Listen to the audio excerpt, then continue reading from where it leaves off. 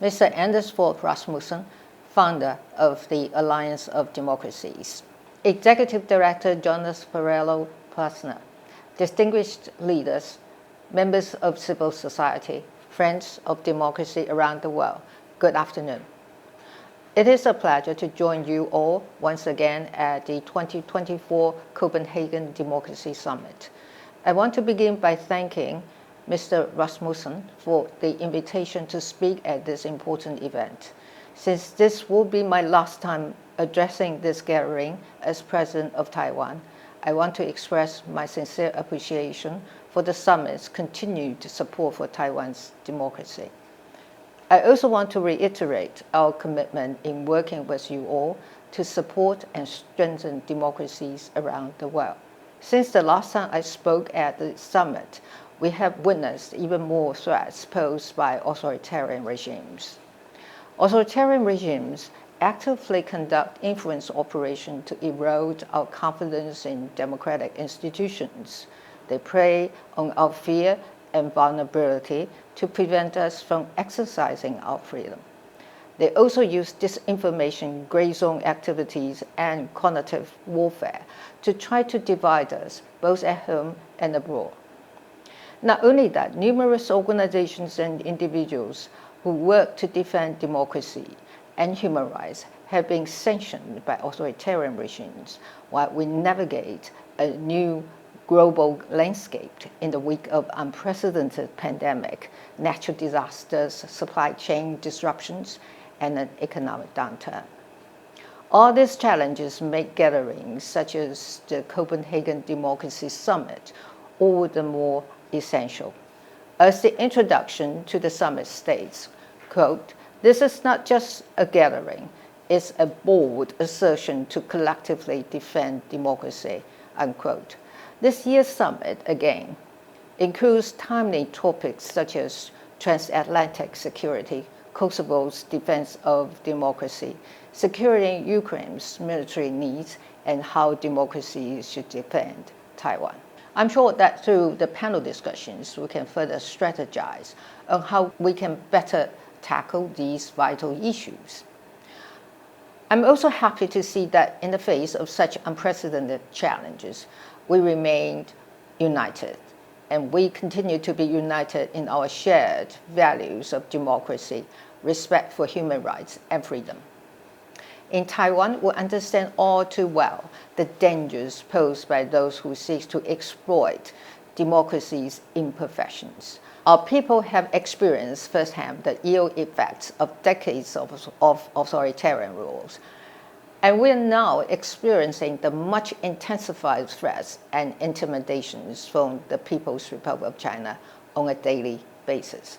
The PRC thought by routinizing cyber attacks, hacking, and military intrusions, the people of Taiwan would either be debilitated by fear or become numb and complacent. That was certainly not the case. Despite this, the people of Taiwan are more determined than ever to safeguard democracy and freedom.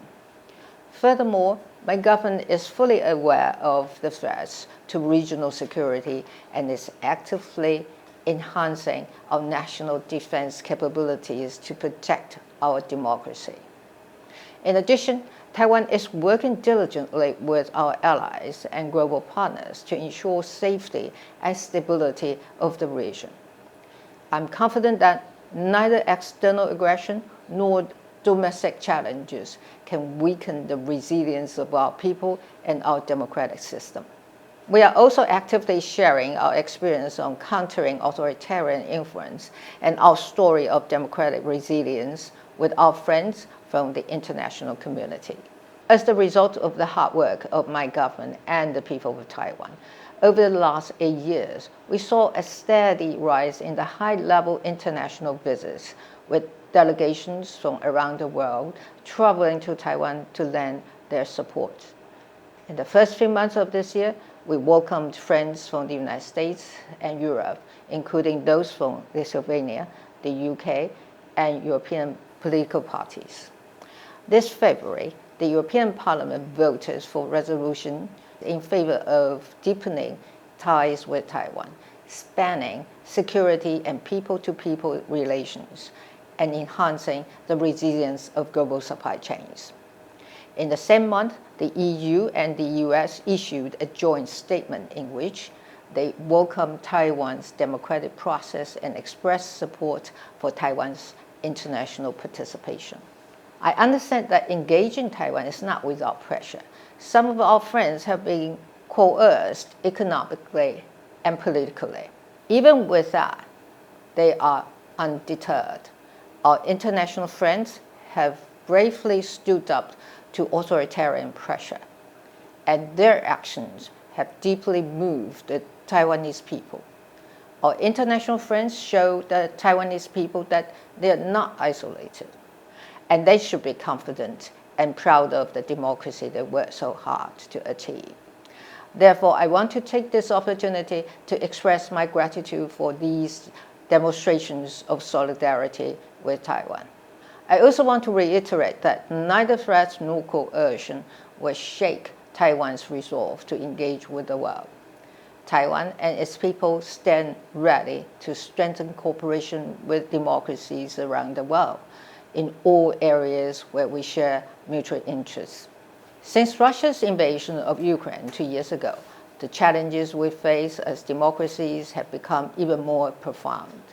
We're now confronted with stronger and more serious attempts to erode democracy.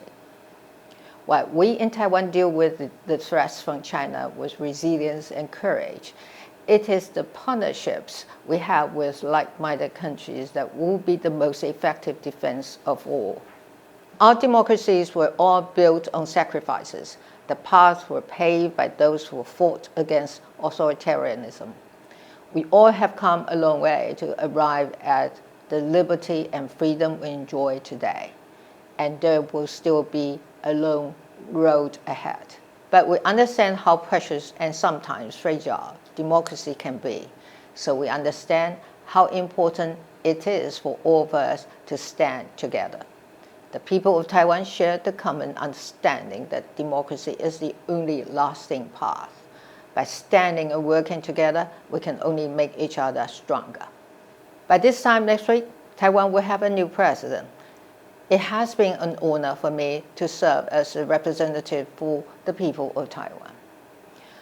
Moments from now, our President-elect Lai Ching-te will be sharing his vision for the future of democratic Taiwan. I have no doubt that under his leadership, the government and people of Taiwan will continue doing their utmost to advance freedom and democracy worldwide. I want to close my talk by thanking the Alliance of Democracies and Mr. Rasmussen for the opportunity to address the participants of this summit for the last 5 years. I hope in the future I can visit your beautiful country and participate in this event in person. Thank you very much.